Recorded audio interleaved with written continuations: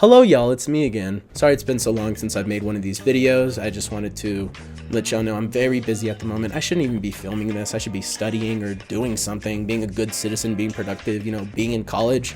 But I'm put at ease when I make videos like this, especially talking about movies I saw recently, and I've seen some good ones lately. So without any further ado, let's go straight into it.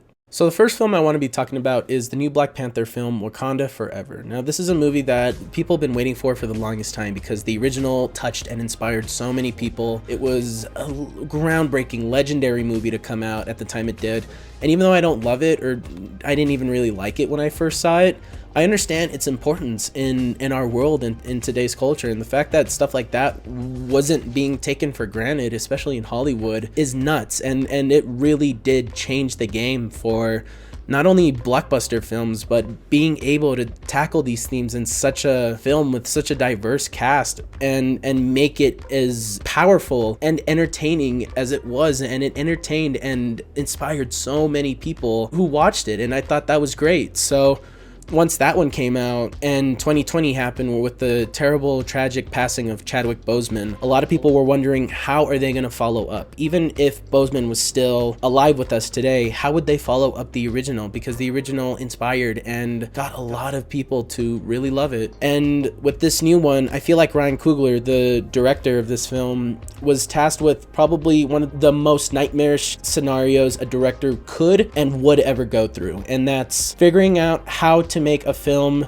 honor someone who was basically the entire original movie you made, make it honorable and still make it good in its own. And I think this movie did the best it could with what it had to do. The acting from everyone, especially the mother and the sister character, I don't know their names off the top of my head, I do apologize, but they did such a great job at conveying emotion and just grief. This whole movie is trying to move on while still processing grief, and that's something that a lot of Marvel movies haven't done. I mean, you've seen grief obviously with stuff like Endgame and Infinity War, but when it hits us home as someone who inspired so many, a true actor and a truly incredible human being such as Chadwick Boseman, it hits harder. And the first 5 minutes of this movie were heartbreaking. I mean, heartbreaking. Some of the most powerful stuff I've seen in a movie this entire year. But overall, the rest of the movie, the action and the CGI, the stunt coordination, and like the fighting, the fight scenes, how are the fight scenes? Because I wasn't a fan of the original fight scenes, and to this day I still am not, because it feels very CGI messy, almost like Ryan Coogler wasn't given the full resources that he needed to make the film look as good as possible while still having a lot of a budget. I think this movie did a much better job at doing that, and I think this is actually the better of the two. But that being said, I'd rather rewatch the original just because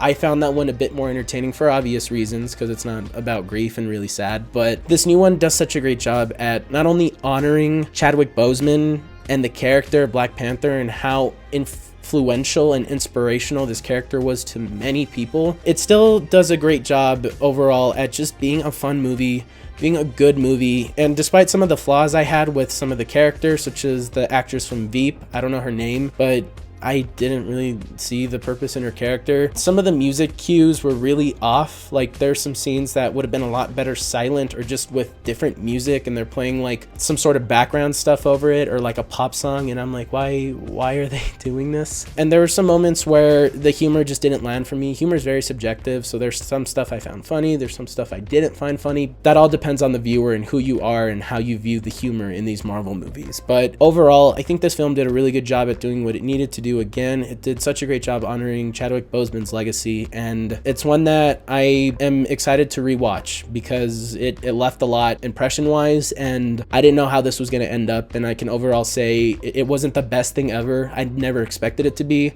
but it did a really good job, and it somehow went above and beyond what the original already had in stock for a lot of the viewer. And for that reason, I'm going to have to give Black Panther Wakanda Forever a 7 out of 10. The next film I want to be speaking about is the new Steven Spielberg film, The Fabelmans. So this is a movie that was written by someone else, but with him, also attached to the project, about him as a kid slowly coming to terms with just growing up, especially as a Jewish person in a very anti-Semitic setting, and just wanting to become a filmmaker. And this is one of those movies that if you're at all interested in film, at all interested in Steven Spielberg, or want to go into filmmaking, this is a must watch. how can you watch this movie and not be inspired? I'm someone who really wants to be in the industry, but has a lot of like creative blocks or just doesn't know where to go next in my career, especially as I'm doing school right now. The only thing on my mind is passing my math final at the moment. It does a great job at going over not only the struggles that come with being a filmmaker, but just the struggles of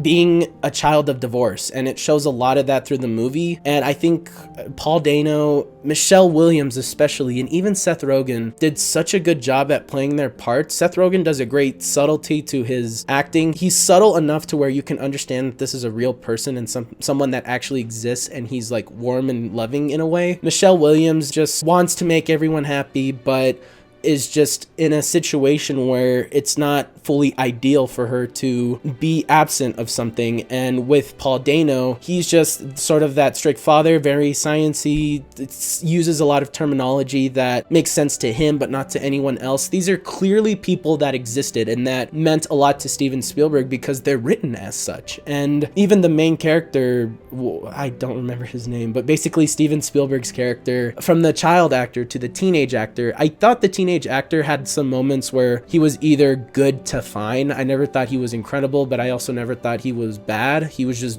all right for the most part. But that being said, going over the 3 different acts of his life for the most part, and just like even hearing him geek out over 16mm film over 8mm film, I geeked out over that the minute I heard the girl mention the camera. I was like, oh shit. And then my dad next to me just started laughing. It was such a good experience, and I'm glad I saw it with my dad, as you know, it's relatable, and it also takes place in Phoenix, Arizona at points, which I thought was really cool because Spielberg is from Arizona. And yeah, and just overall, it was such a rewarding experience. I think this one's either going to stay as good as I thought it was or get better. I can't see it getting any worse, despite having one really bad, really cheesy that honestly probably bumped it down a score for me. The set design and everything, you feel like you're watching this in the 50s or 60s, whenever the fuck it takes place. And it's so refreshing to see something like this, especially as a filmmaker, and it's so inspiring. You can't help but be inspired and interested in the story beyond what was shown by the time it's over. And for that reason, I'm gonna have to give it a pretty high 7 out of 10. Very well done.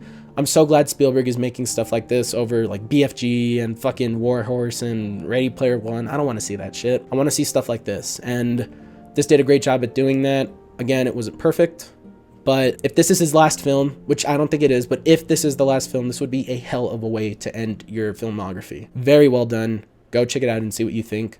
And yeah, that's what I thought about that. The Menu. So this is a movie that I was pretty much looking forward to just because it looks nuts. It's very weird looking, and it looks like something that interests me, sort of like that horror, sort of what's going on. You figure out more as it goes along. And it took a while for me to really enjoy it. And if you caught me right after watching this movie, I think I would have liked it a little more than I do now. But overall, it was still such a crazy movie. I think the acting from everyone, from like Nicholas Hoult and John Leguizamo and those 3 guys and the couple with marital issues and Anya Taylor-Joy, but especially Ralph Fiennes, like he does such a good job at playing a strict chef that's clearly troubled. Something's going on with him, you don't know what. And as the film sort of unfolds and becomes more and more disturbing, it does such a great job at keeping you invested. This is also a really funny movie. I didn't expect this movie to be quite a comedy other than a horror, because it was being more advertised as a horror, but with, you know, comedy elements to it. But no, this is a really funny movie that has a lot of moments that ask like, oh, like privilege, and how does that sort of play into society, and like, how do they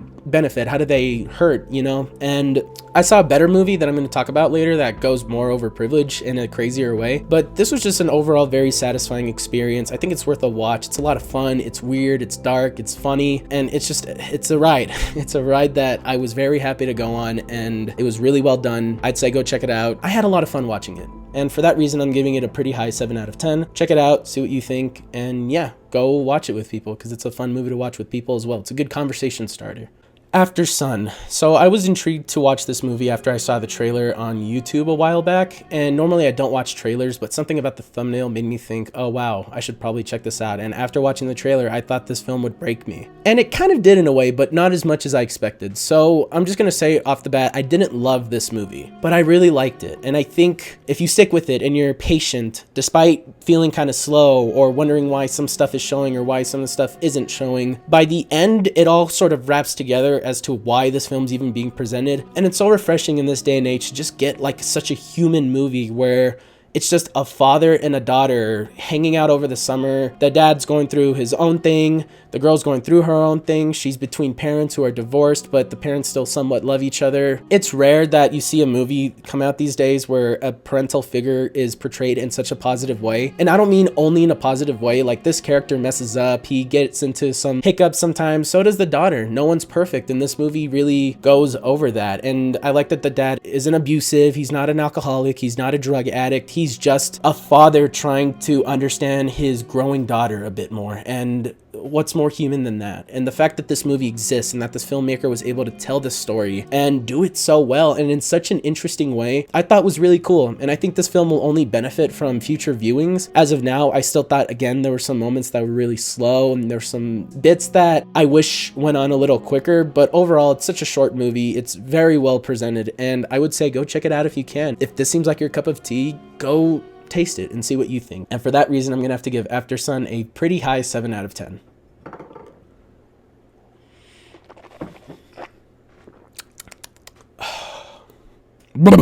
All right. Triangle of Sadness. So if you saw my previous video with my vlog, I went to LA and I went to the Alamo Drafthouse, which was such a great experience. And what better film to go watch at that movie theater than Triangle of Sadness in a small theater with a crowd full of people. Triangle of Sadness, before I say what I thought about the movie, is a movie that has to be seen with other people. So whether you have a group of friends or a group of cousins and family members, not adults, watch this with people your age or people or adults who would understand something like this. Don't show this to grandma. Grandma's not going to enjoy watching this movie. But Triangle of Sadness overall is just such a crazy movie. It's a long movie, it's a weird movie, and it's one of the grossest movies I've seen all year. It's also one of the most unpredictable movies I've seen all year, and that's only if you don't go into the plot and don't know anything before watching this, because I highly recommend you shouldn't. I haven't seen the director's previous movies. Triangle of Sadness itself is just such a crazy movie. It's so well filmed, especially the second act. Oh my God, watching that with the crowd was crazy. And like, I just feel so enthusiastic every time I talk about it because there's so much to like unpack. And I will say this real quick. I did previously say it was one of the grossest things I've seen all year. If you're someone that can't handle vomit or even seeing it in movies, I know some people like that. If you're watching this, do not watch this movie. This is some of the most convincing vomit I've seen shown in a movie. I don't know how they were able to achieve these effects, but oh God, it was disgusting. But it was so much fun to watch with a group of people and just hear like the person next to me gag. That was awesome. I remember that experience so fondly, and I honestly didn't want it to be any other way. So if you can, again, go watch this with a group of people. I don't want to say too much about it. Just know it was very well done, very well acted. Crazy movie. I'm gonna keep it at an 8 for now, but yeah, it's probably gonna go up one more showing this to other people because wow, what a movie. A bit slow, but what a movie. Moving on. Aqua Teen Forever Plantasm. So I'm a huge fan of Aqua Teen Hunger Force. I love the TV show. I love the theatrical film, and it just got me through so much in my childhood. It really gave me a new sense of humor, very dry humor, and introduced me to the incredible world of Adult Swim animation. This new film was very disappointing. As a matter of fact, it wasn't good. And the reason why that is because it is an 11-minute long episode elongated to 1 hour and 10 minutes, which is barely the length of a theatrical film. But it overstays its welcome way too much. And this could have been like a 2-parter episode, and it would have been a lot better. And the best thing about this movie is Ignog and the two 8-bit characters sort of fucking with the movie as you're watching it. I wanted to love this, and while I laughed in a few scenes and I was somewhat entertained, it just wasn't it. And if you're a fan of this show, I'd say check it out, but there's no other reason to watch this film unless you're a fan. So yeah, I can't really say I'd recommend it as a fan even, but you know, I can't stop you. So that being said, I'm giving it a pretty low 4 out of 10, and yeah, disappointing, but not much else to say there. Decision to Leave. So this is the new Park Chan-wook film, and I love this director. Over this last Halloween, I saw Thirst for the first time, and it was really weird. It was erotic, it was gross, but it was so entertaining and such a new way of introducing like this vampire genre, and I thought Park Chan-wook did such a great job doing that. Old Boy is a film I haven't seen since back in 2018 that I saw about a month ago, and oh my God, does it get better. That is one of his best movies, if not the best. Until 2016, where he released The Handmaiden, which I think is his magnum opus. It is such a good movie. I showed that movie to a group of friends, and it was just the best experience ever. What a film. how do you follow something up like that? And Decision to Leave is a really good movie. It's a cop drama, a sort of crime investigative movie about a detective.